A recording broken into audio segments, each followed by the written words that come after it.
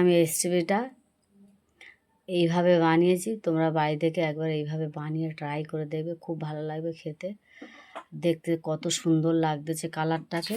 ডিম আলু পটলের ঝোল দিয়ে এইভাবে বানিয়ে তোমরা করে একবার খেয়ে দেখবে, খুব ভালো লাগবে। পুরো ভিডিওটা দেখতে থাকুন কিভাবে আমি বানাই। আসসালামু আলাইকুম। আজকের আমি একটা রেসিপি বানাবো, তোমরা পুরো ভিডিওটা দেখতে থাকুন কি রেসিপিটা আমি বানাই।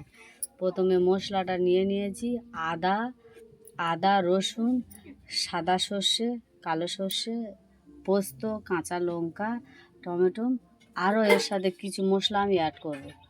প্রথমে এইগুলো মিক্সচারে আমি মিক্সড করে নেব।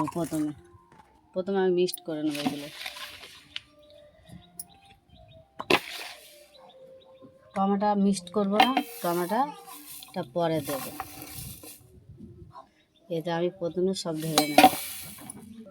প্রথমে এটা মিক্সচারে আমি নিয়েছি, সব মিক্সড করে নেব। নিয়ে কি রেসিপিটা বানাই তোমরা পুরো ভিডিওটা দেখতে থাকো, টানবে না।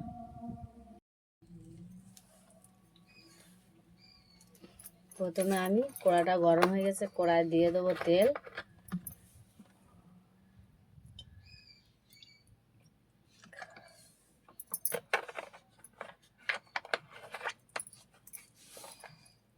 প্রথম দিয়ে দেবো পরিমাণ মতো লবণ, দিয়ে দেবো হলুদের গুঁড়ো,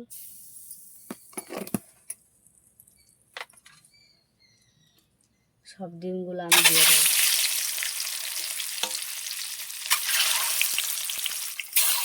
ঘরের মুরগির ডিম, ওই জন্য সব ছেড়ে গেছে। আমাদের বাড়ি থেকে আমাদের মুরগির ডিম এগুলো।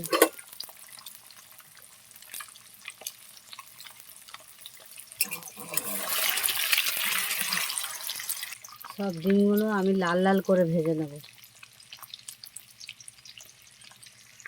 আজকে ডিমটা দিয়ে কি রেসিপি বানাই তোমরা পুরোটা ভিডিও দেখো, টানবে না। কিভাবে আমি বানাই তোমরা দেখতে থাকো। ডিম ভাজা আমার কমপ্লিট, ডিম কলাই করা। আমি সব একটা একটা করে তুলে নেব। এতে আলুটা ভেজে নেব আমি। ডিমটা কি দিয়ে রান্না করবো বন্ধুরা, রেসিপিটা বানাবো, তোমরা বুঝতে পারতেছো তো। এবারে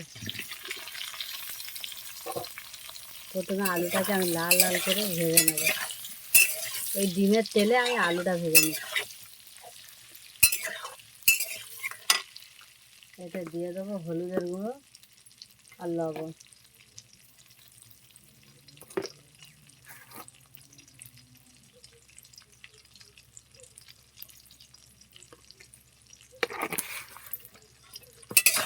ভালো করে লাল লাল করে ভেজে নেব। এবার আলু ভাজা লাল লাল করে ভেজে নিয়েছি, কমপ্লিট হয়ে গেছে। আলু ভাজাটাকে আমি তুলে নেব।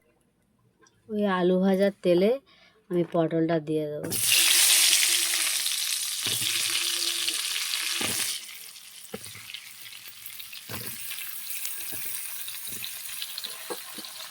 পটলে আমি একটু লবণ দিয়ে দেবো,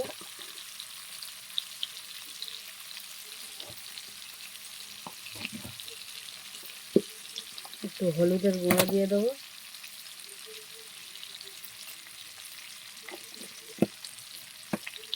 এটাকে আমি ভেজে নেব।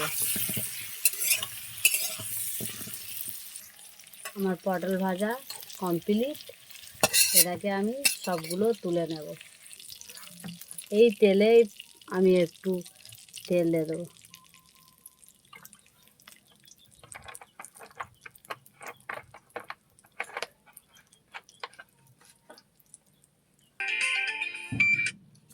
দিয়ে দেবো এতে ছোট ছোট 3টে তেজপাতা।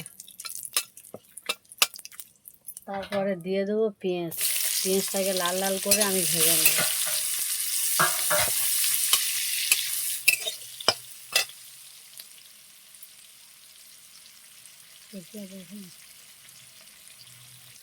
পেঁয়াজটা লাল লাল করে আমি ভালো করে ভেজে নেব।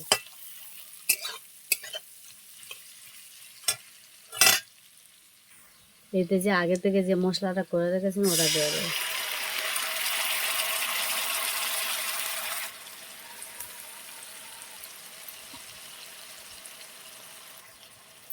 এতে দিয়ে দেবো জিরের গুঁড়ো, ধনিয়া গুঁড়ো,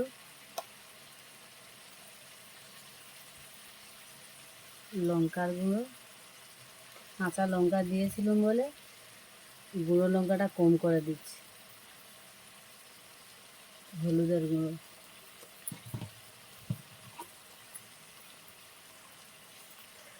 লবণ। এটাকে ভালো করে মিক্সড করে নেব।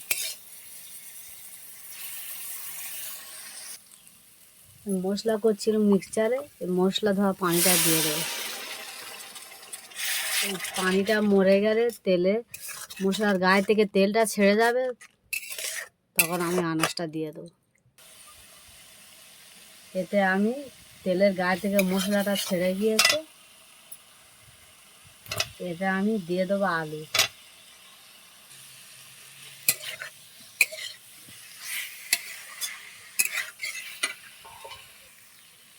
ভেজে রাখা পটলটা দিয়ে দেবো।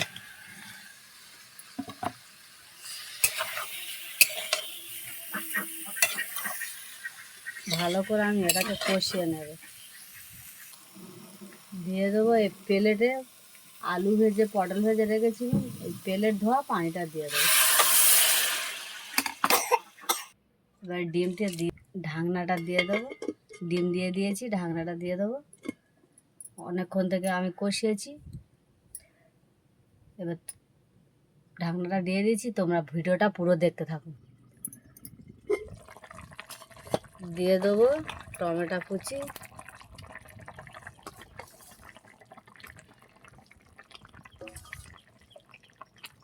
ধনে পাতা দিয়ে দেবো।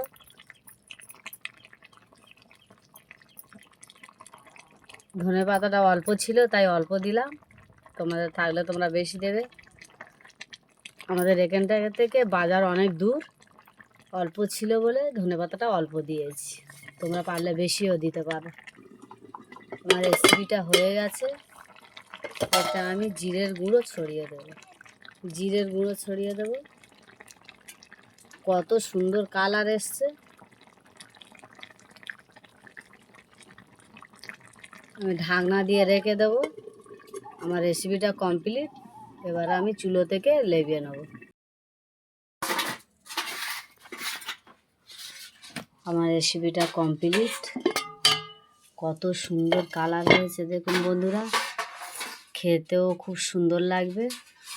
এইভাবে তোমরা বাড়ি থেকে বানিয়ে একবার ট্রাই করে দেখবে, খুব ভালো লাগবে। আর আমার ভিডিওটাকে লাইক কমেন্ট শেয়ার করে দেবে। আসসালামু আলাইকুম, আল্লাহ হাফেজ।